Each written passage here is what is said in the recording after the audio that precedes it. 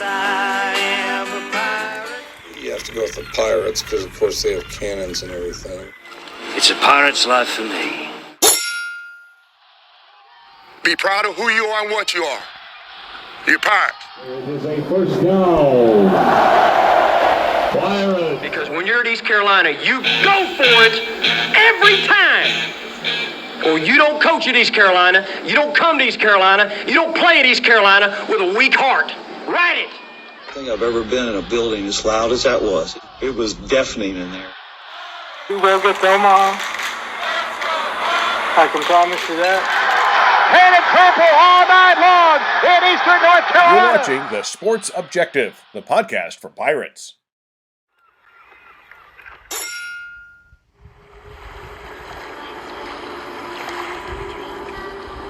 You're listening to A Pirate's Life for Me on The Sports Objective. Join us every Friday at noon as we catch up with a member of Pirate Nation. Here's your host, Bubba Rosenbaum.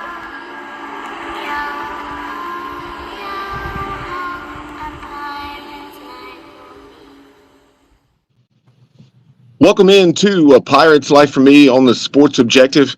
East Carolina baseball is just around the corner. Spring training also just around the corner right now. On A Pirate's Life for Me, very excited to be joined by the highest draft pick ever out of East Carolina University, 9th overall by the Toronto Blue Jays back in 2014, and that is, of course, Jeff Hoffman. Hoff, welcome into the show. Thank you. Thank you for having me. Absolutely. Appreciate you taking your time to join this afternoon and taking a look at things. Let's just start off. I know you were born and raised in Latham, New York. So tell us a little about your childhood and that upbringing in Latham, New York. Yeah, grew up with a brother and a sister. Played baseball, basketball my whole life. Played some football in my younger days. But yeah, my dad coached me, all the way up in baseball. And, just had a pretty competitive childhood with my brother. And, I contribute that a lot to my desire to continue to play at the next level, wherever that was, from high school to college and college to pro. I think that competitive kind of balance with my brother always helped drive me. Yeah, I noticed during your high school years, and you lettered 3 years in baseball, also a couple in basketball, so you're a multi-sport guy. And did you play anything besides baseball and basketball, during your childhood before getting to high school? I played football just at the lower Pop Warner levels. I didn't play once we got into middle school and high school. But I always loved the game of football. I'm a fantasy football guy. I love watching and keep up with ECU and all that stuff. So, yeah, I mean, all sports really. I grew up, ESPN was always on in my house. My dad, huge sports guy. So kind of learned everything, from him, whatever was on the TV at the time. And, I think that's why I've continued to just love, all sports. Obviously, over the years, things have changed significantly as far as the emphasis at a very early age that many folks put on travel baseball. Everybody thinks their child's going to be the one that gets that Division I scholarship, that gets the opportunity to play professional baseball. But what was your childhood like as far as playing baseball, and then when you gradually and progressively got more serious? Yeah, I played. I was kind of forced to play everything. I grew up in upstate New York, where it's not, the weather's not good enough to play baseball year round. So I played, baseball when the weather was good enough, and then when the weather turned cold, we got into football and basketball, and I'm a big believer in being into multiple sports as a way to kind of drive your athleticism and just to round you more as an athlete. I still to this day feel better on the mound when I am feeling more athletic and lighter on my feet and that kind of thing. So I'm a big believer in not really specializing too early. I know my boys now, I have a 4 and a 3-year-old, and they are, constantly wanting to play baseball, but I try to throw a soccer ball in front of them, or a football or basketball, whatever I have, to try to get them to kind of diversify themselves and to get to like other things. Yeah, no doubt. Wholeheartedly agree with you that very much against specializing at an early age. Like you, I played everything growing up. Football, basketball, baseball, high school, even ran track to get better for football. But along those lines, having the experience you do with the game and playing at such a high level, if you had to share a few words with parents, obviously everyone's going to do what they deem in their best interest, but Right. what would your thoughts be beyond just the fact that you're not against or that you are against specializing?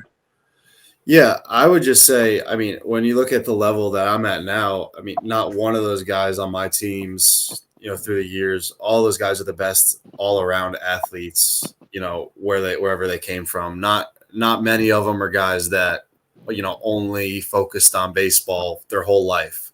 You look at a guy like JT Realmuto, who is, record holder football player in the state of Oklahoma. I played basketball growing up. There are guys all over the place, all over the field that, they were the best athletes all around, not just focusing on baseball. And that's, I feel like what a kid needs is to kind of diversify himself and to get those different movements and those different muscle groups incorporated in, what they're trying to accomplish. And then, later down the road when, high school and college is starting to come into focus, then you obviously, most guys are looking to pick one. Obviously there's those special cases that they can play multiple sports in college. And then, those obviously very few that get to do it at the pro level.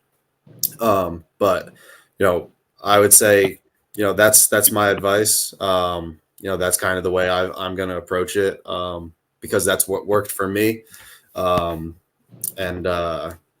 Hopefully, if that's something that my boys and my girls want to pursue, hopefully it works for them as well.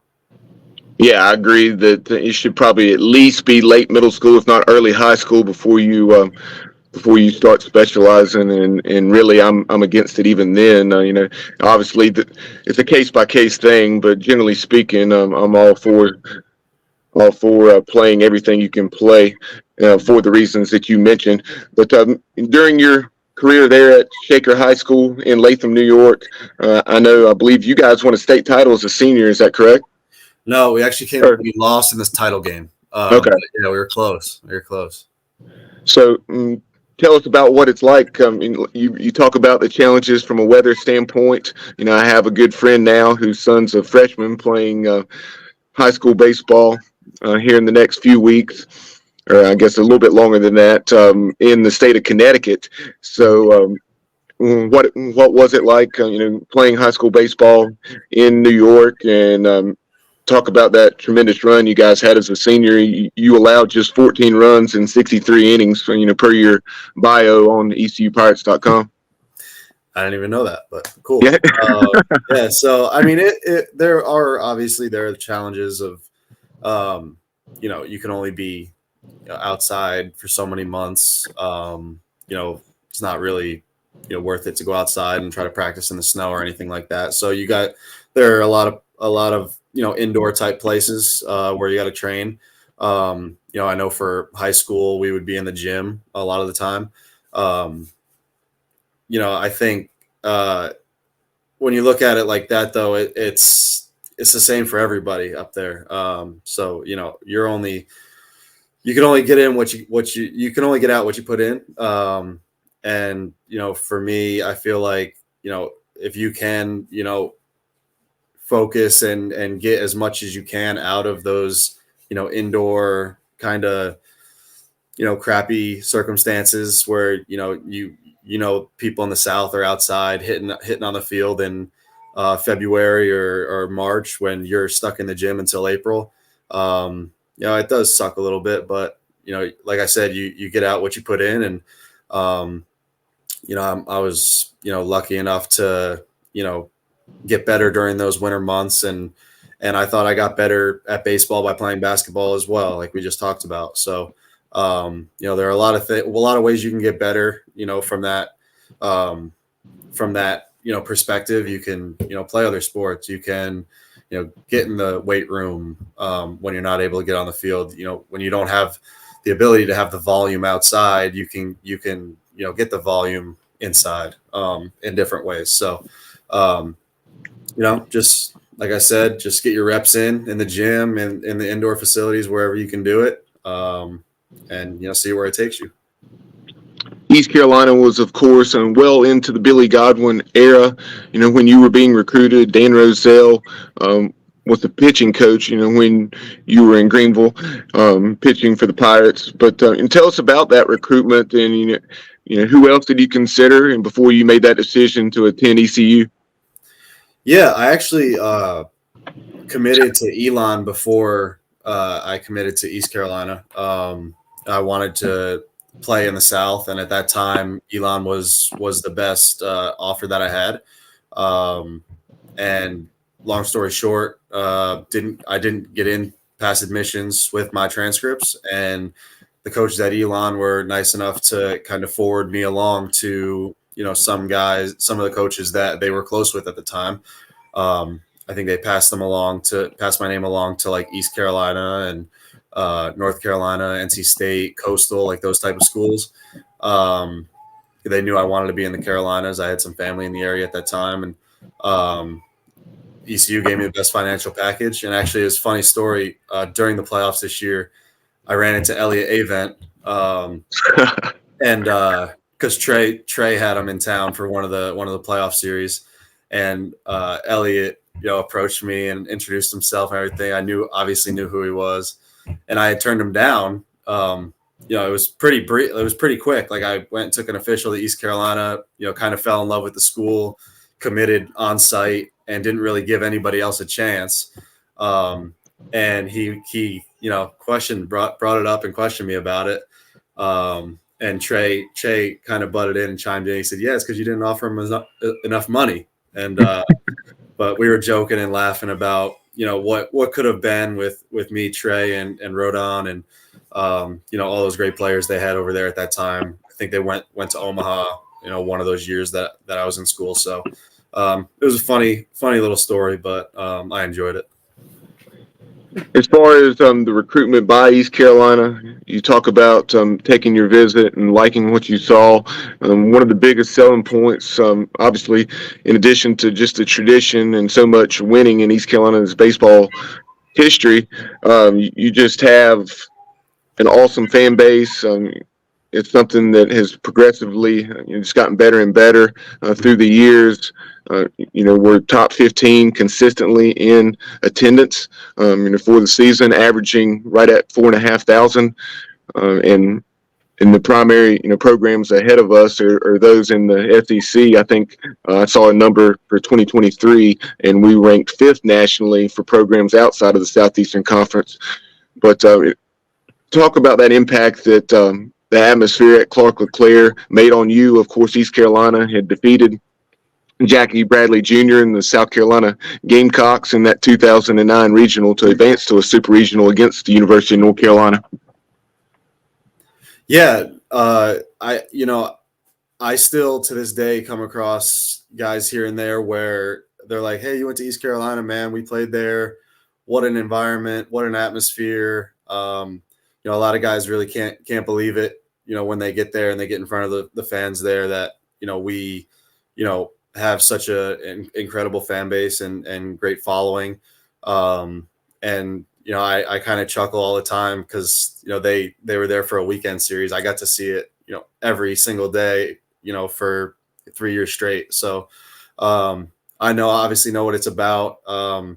It's difficult to explain to some of the guys that come out of the bigger schools, the SEC schools, ACC schools, but it's really special, and it shows how much the city of Greenville and everybody means to the program, and obviously we feel it when we're on the field and we show up and everybody's packing the stadium out, and it's been a lot of fun to watch recently. Also, after I've been gone, seeing the regional and super regional appearances and seeing how amazing the fan base has shown up, and it's been a lot of fun to watch on TV.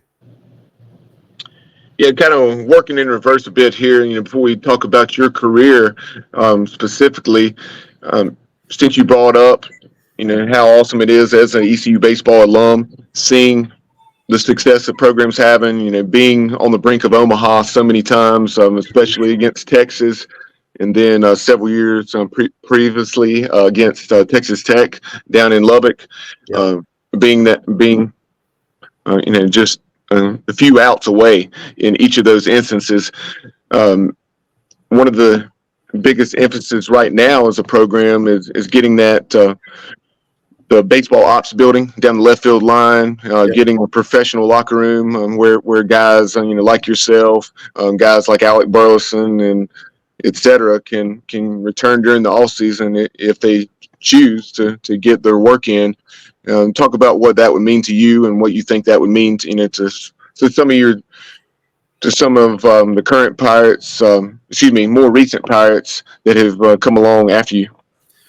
Yeah, I think it would mean a lot to give guys the opportunity and a reason to come back and train and to use the facilities, because East Carolina does have amazing facilities, at their disposal. So, talking to guys that I've played with, guys from University of Virginia or Texas, wherever, they all have Vanderbilt. Also, they all have stuff like that where, it's like a welcoming, environment, having the pro guys come back, having them around to work and to talk and to be there for the guys that are on the team, currently, to be able to pick our brains. And, I think it would mean a lot for the program. It would help the program. It would obviously help the players get to the next level. And it would, help them, know what they're getting into at the next level, because it is different. It's a very different game, the college game from the pro game. It's very much a business, and that's something that you really don't know until you get into it.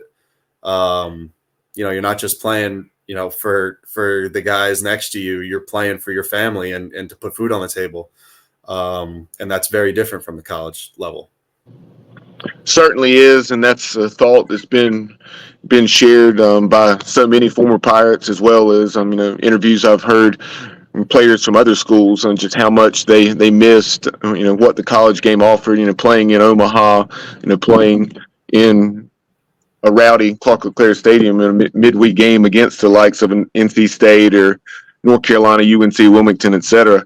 But talk about making that transition from high school baseball to one of the top 25, 30 programs, at that time, probably in the nation, and what that jump was like. Yeah, obviously the one that stands out is like you go from 25 parents and family members being at your game in high school to 4,000. That at that time that felt like a major league environment and atmosphere. And then obviously you move on to the next level and you get to pro ball and you see that, oh, wow, that was really nothing. And now, I got to pitch in front of 40,000, in October and that kind of thing. It's very different. But I think the thing that you kind of, number one, you mature as a person, when you're going through the college level, like you're going from being a kid, you're now living by yourself in a different state, no parents every day to, stay on you about, anything. You're on your own. At least for me, I was out of state kid. And it's kind of like growing up, and you're doing the same thing. And, in the baseball world, you're growing up, you're learning like, oh, I got to be able to pitch in front of 4,000 people. Then I got to learn how to pitch in front of 12,000 people. And then I got to learn how to pitch in front of 30,000. Like it's kind of like the growing pains, and it's not, smooth or easy for everyone. Some people it is. But, I think the fan base at ECU being the way it is definitely helps. And it's a stepping stone to the next level, because there were some rowdy environments, in some of the games that I played in there. And that definitely helps prepare you for rowdy environments in the future. Taking a look at your 2012 season, what really stands out to you, and just kind of reflecting back in preparation for this interview, just seeing some of the things that you accomplished. First collegiate win in a shutout against rival UNC Wilmington, a 5-0 win for the Pirates. You went 6 1/3 and allowed 7 hits and pitched very well against the Seahawks. So what are your memories of that one? Not much. It's so long ago now. Yeah. I remember, my first outing of my college career. I remember my first start was against Trey at NC State. I actually didn't even remember that my first win was against UNC Wilmington. I think, that time for me was such a whirlwind, and I wish, looking back, obviously hindsight is 2020, but I wish I was a little bit more mature in some senses, where I could have stayed in the moment a little bit better, to remember some of those more important moments in my career. But looking back, I see news articles and web articles and stuff like that every once in a while come up about some of those good old days. And I had a ton of fun playing for the Pirates, and it was definitely a time in my life that I cherish, and I hope my kids get to do something similar someday. Another game, certainly don't recall a lot about it, but I do remember losing that year 1-0 in extra innings at 10th ranked North Carolina, and in that one you had an excellent outing. And I know I'm putting you on the spot again here, but you remember that one? You went seven shutout innings, 5 hits. Yeah, I remember that one. I believe Colin Moran was out with like a broken hand or something that night, and I was like, oh man, that makes it a little bit easier, but not much. No, they were an unbelievable team that year, and that was my freshman year, and I remember that feeling like the biggest stage in the world. And same with the game, my first start against NC State. Those games felt like the biggest games that I would ever pitch in. Obviously had no idea what I would be getting into 5-10 years from then, but I really enjoyed playing against that type of competition at that time. That was something that I'd never, being an upstate New York kid, I had no idea about ACC baseball and SEC baseball and all these, the highest level, a highest amateur level that you could possibly play at. And, I definitely, I'm very thankful for those opportunities given to me, and think they helped, shape the pitcher that I am now. Before we started recording, we were talking about your relationship with pitching coach Dan Roselle. Tell us, during that freshman season, as you were making that big jump from high school to a high-level Division I baseball, what was your relationship like with Coach, and the things that he really emphasized, to maximize your potential? Yeah, it was huge, because Dan, he called our games for us back then. I have no idea, how it goes now, but, for me personally, I needed that. I had no idea how to call my own game when I was a, 18-year-old kid, 19-year-old kid. So being able to see that, learn from that, understand what I was good at, by him calling my pitches, understanding, oh wow, every 2-strike count, I'm throwing a lot of curveballs, so I must have a pretty good curveball. Like he believes in it, so I believe in it. So I think, from those, like that on-field stuff, he definitely helped, progress my career, and super thankful for him. And, that whole staff. I mean, all it is, you're helping 18-year-old ball players, grow up a little bit, and, both on the field and off the field. And, for what they did, for me, and, I feel like it helped me get to the next level, which is all I could have asked for. That's all I wanted, out of them, is to, help me use this as a stepping stone to get me to professional baseball. I want to see what I got, and try to use this as a career. Following your freshman season, you had the chance to play up in the Cape for Hyannis.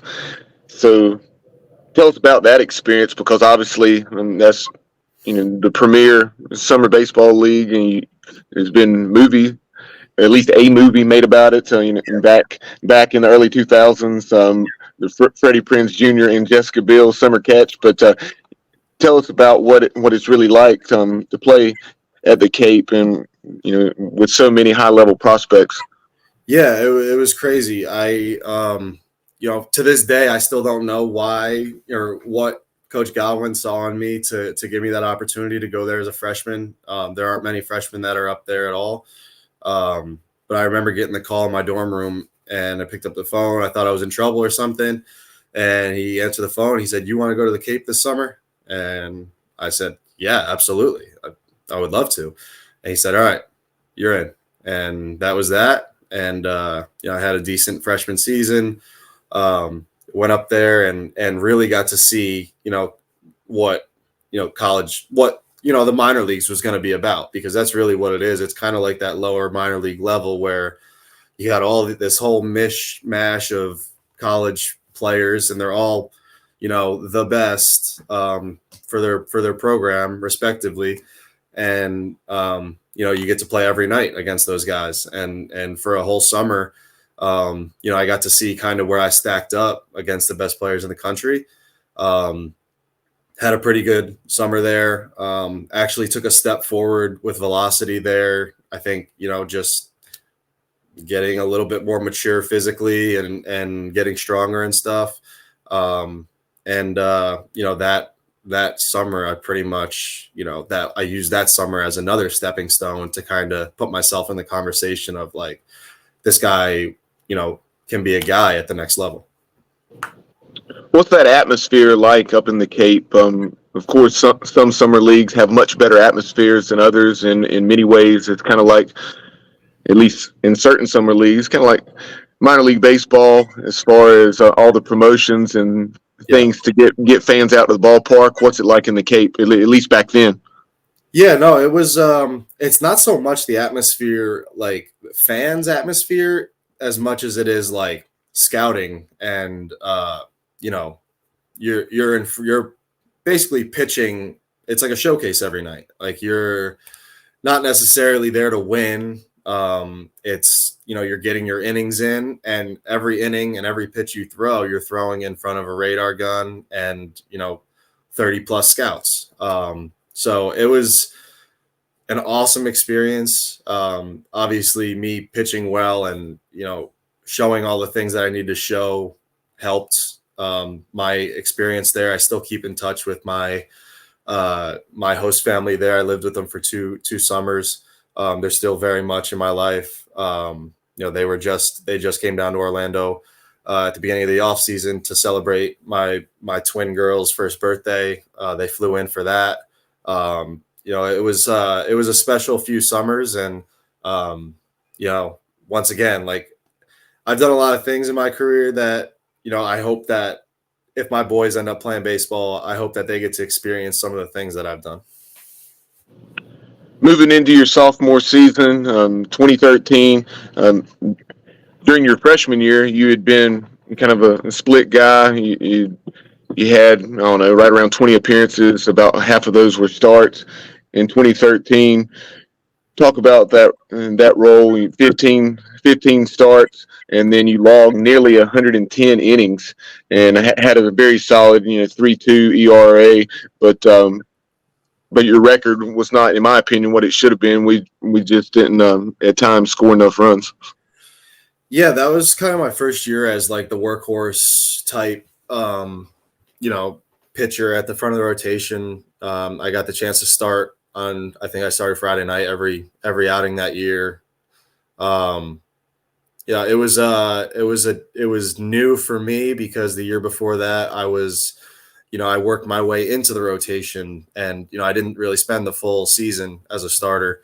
But being on that type of schedule and knowing that every Friday night I'm gonna have to go try to beat their best starter, it was cool. And you get kind of ridden like a front of the line rotation guy. Like you're out there for 7 innings every night, like no matter what, you're the best guy they got.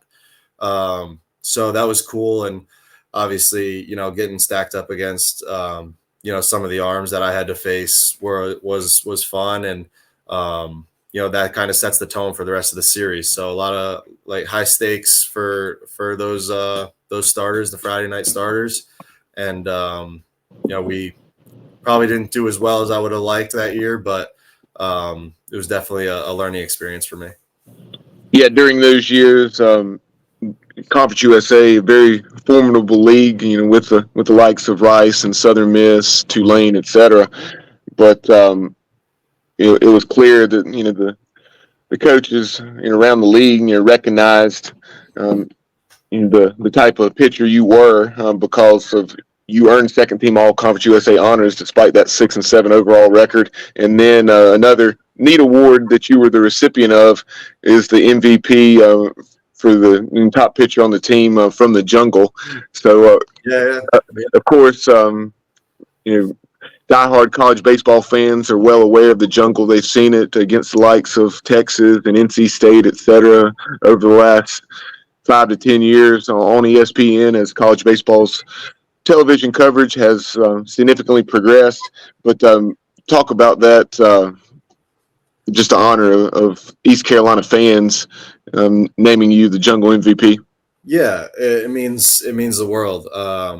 Everybody's out there, rain or shine, supporting us. And, it's not always, beautiful sunshining weather. It gets cold and everybody's still out there, with the megaphones and all that. And I miss that stuff a lot. And I'm really thankful for that award. And I was happy to receive it that year. I remember pretty vividly being really excited about that.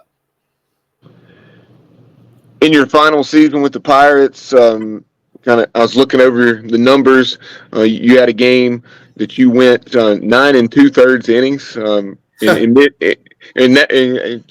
take that back. That was actually in 2013, and then you had games in 2014 against Middle Tennessee State, who was part of the conference at that time, and also you had a game against Western Kentucky where you struck out 16 and 14 respectively. Do you recall those? I do. One of those games was a game that I blew my elbow out in, and I ended up having surgery after that. That was my last college start. But no, I had a couple good ones that year, and that was an all or nothing year for me because the draft was coming up, and I really wanted to prove that I was the best player in the country. And didn't work out the way I wanted it to with getting hurt and all that. But, at the end of the day, still ended up in a pretty good spot, and definitely thankful for all the opportunities that I got there. You talk about wanting to be the top, one of the top players in the country. Baseball America and Perfect Game that year had you rated as the number 2 overall prospect in 2014, and that certainly was reflected in the draft that year. You went 9th overall, as I referenced in the opening, the highest draft pick ever out of East Carolina, and that's saying something with the baseball history that the Pirates have. And well, I can only imagine the excitement and what it was like to get that call and find out you were going 9th overall to Toronto. Yeah, it was amazing. I was in an arm brace after my surgery during that night. And honestly, we didn't know how it was going to turn out. we knew there were a couple teams in the first round that had multiple picks, so they could have been a possibility. And I had an in-person meeting in Greenville, actually, with the front office from Toronto, and I knew that was a possibility. So, we were kind of holding out for that. And, I got the call, and I was extremely happy and relieved and all those things. And I was ready to get my rehab started at that point. And, got down to Dunedin and got to their spring training complex and got right to work. And I was, happy that they got me healthy and I was able to start my playing career that next year. After beginning your career with the Blue Jays, you made that transition to the Rockies organization. Then you had the chance to play 5 years with Colorado. What do you recall about your major league debut? I remember giving up too many runs. I remember being in awe of how big that stadium was and is. I mean, it's a really cool stadium to pitch in, to call home. I remember thinking wild balls really flying here. All those things that you probably hear about Denver. But all in all, 5 years of learning experiences there, and I was happy to get out of there. Yeah, generally, Clark LeClaire Stadium is thought of as more of a hitter's yard. Mm-hmm.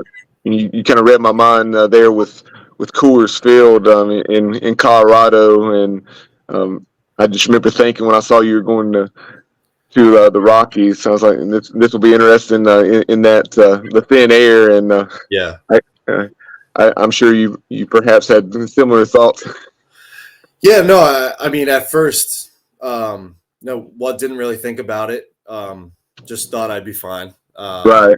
And, your stuff is definitely affected there. The break of your pitches, all that stuff is definitely affected. And then the way the ball flies, obviously is different. So, like I said, it was a lot of learning experiences there.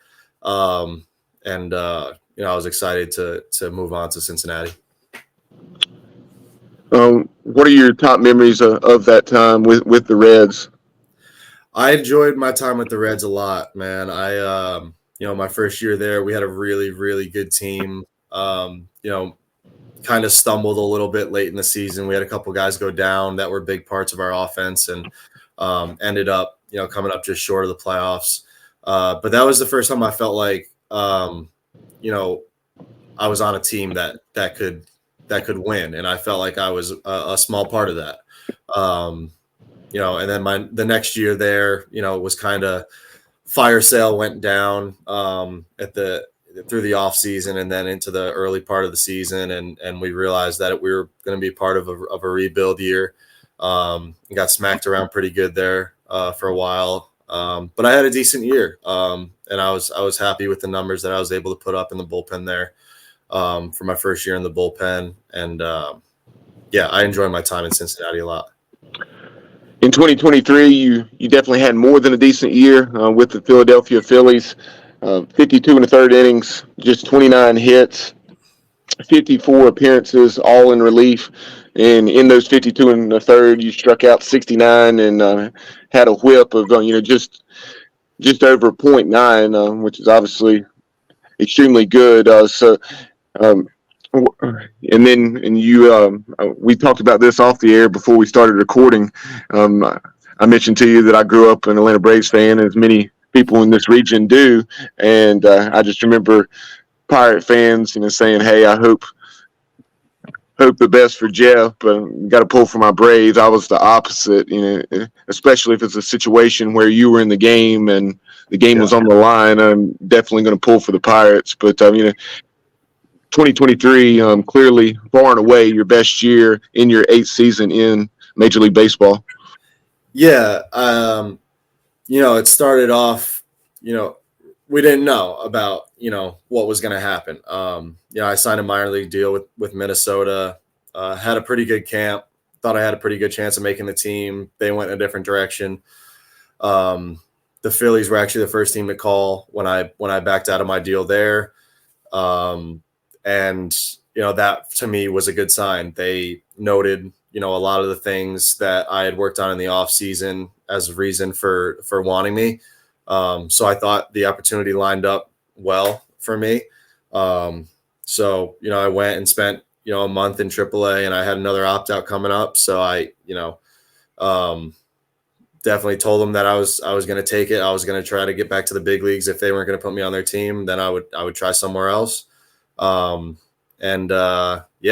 went out and had, I took it outing by outing, man. All I did was, treat each time they called my name, treat it like the World Series. And,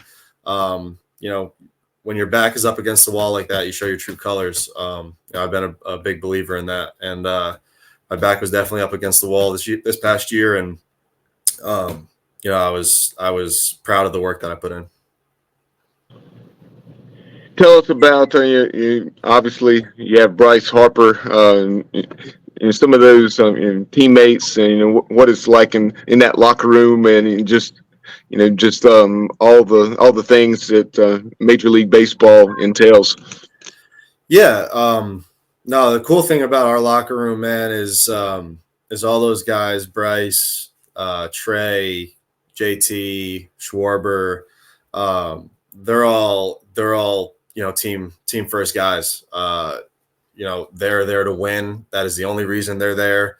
And I think that's what makes us so dangerous is, every night we're just trying to find a way, no matter how it has to happen, no matter who has to step up. That's all it was is, if, the guy in front of me didn't get it done, I tried to go out and get it done. If I didn't get it done, then the guy after me tried to go out and get it done. And I think it just meant more to us than it did other teams. And, we definitely have a fan base behind us in Philly that is, the most insane atmosphere that I've ever played in front of. And it's not even close. And we are there to win for Philly and the people there and the fans there. And we understand how much it means to them. And, we feel like we have to reciprocate. You talk about the atmosphere there in Philly. This past summer, my son and I had the opportunity to travel up to the Northeast, see a game at Yankee Stadium, also a game at Fenway, a couple of bucket list items. Definitely hope to go back to those, especially Fenway. It's like something out of a movie. Just walking into that ballpark, and it's like a little kid on Christmas, just taking it all in. But whether it's Fenway Park or other venues, Wrigley Field, what are some of your memories and so forth of those ballparks? Yeah, every time I walk into one, if it's my first time there, it's the same for me. I feel like a kid on Christmas morning. I remember when I was a kid, it's all I ever wanted to do was like play professional baseball.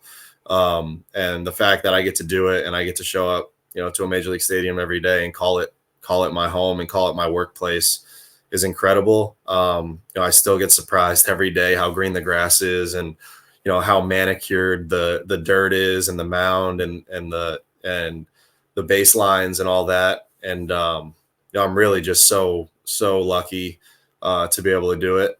And, that's why I work so hard, is because like, this is what 5-year-old Jeff wanted his whole life. It's all I've ever wanted.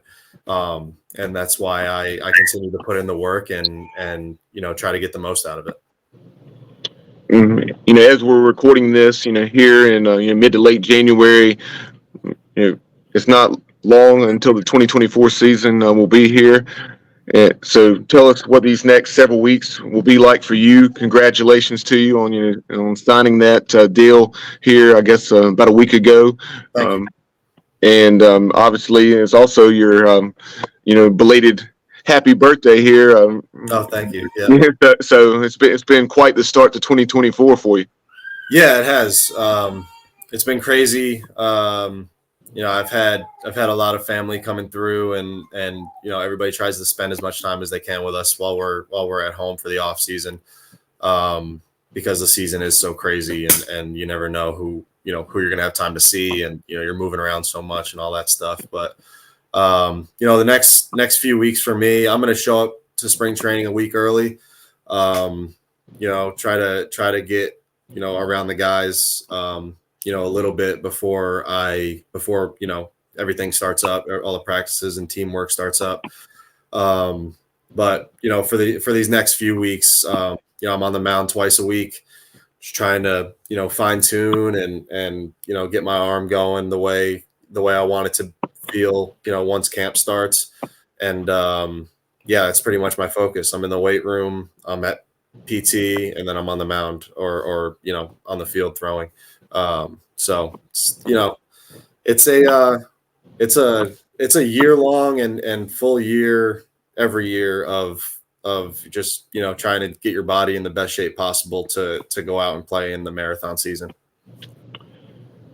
Final question for you here. This is probably hard to narrow it down to just one, but some of those top hitters that you faced in your 8+ years now or so in the MLB, who are those top guys that you've seen the most of, and your memories of those battles? Yeah, man, there's so many of them.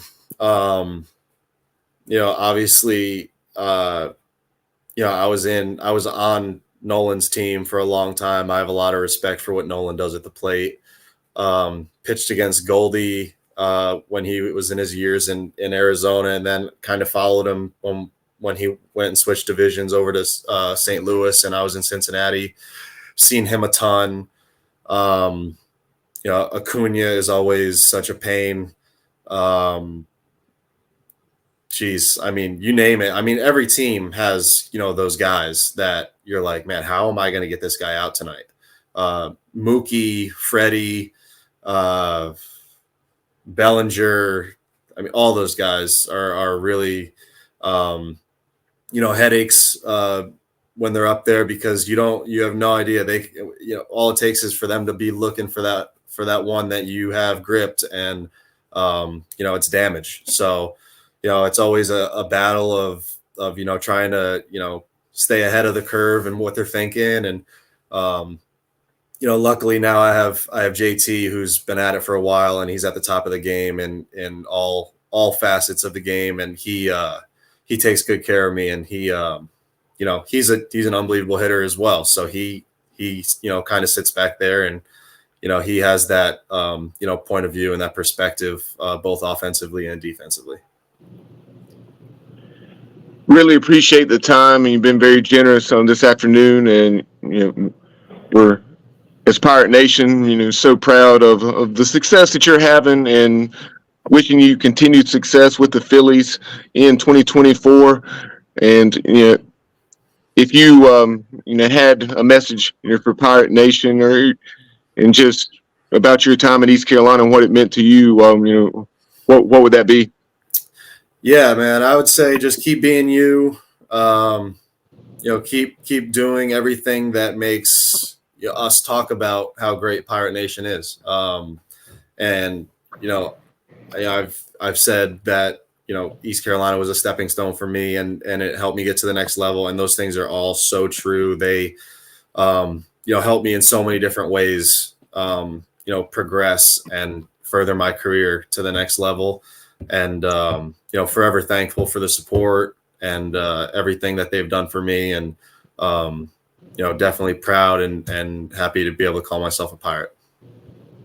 Yeah, no doubt. So many times folks hear that word stepping stone and they think of it in a negative sense, but obviously in this situation, it's when you see guys like yourself or Alec Burleson, Gavin Williams, Connor Norby, who's on the verge of the big leagues with the Orioles, and certainly think he'll be there this year. I know was waiting for that to happen in 2023, or perhaps him get traded. But so many Pirates having success in professional baseball in the big leagues is awesome to see. Really appreciate the time, as I said, and just look forward to having you on the show sometime down the road. Yeah, sorry it took so long, but thanks for finally having me on, and I really appreciate it. And I'm looking forward to next time. Pirate Nation, that is Jeff Hoffman, the 9th overall pick back in the 2014 MLB Draft. We appreciate everyone tuning in to A Pirate's Life for Me here on the Sports Objective. We'll talk to you soon. And as always, go Pirates. It's a pirate's life for me. Savvy.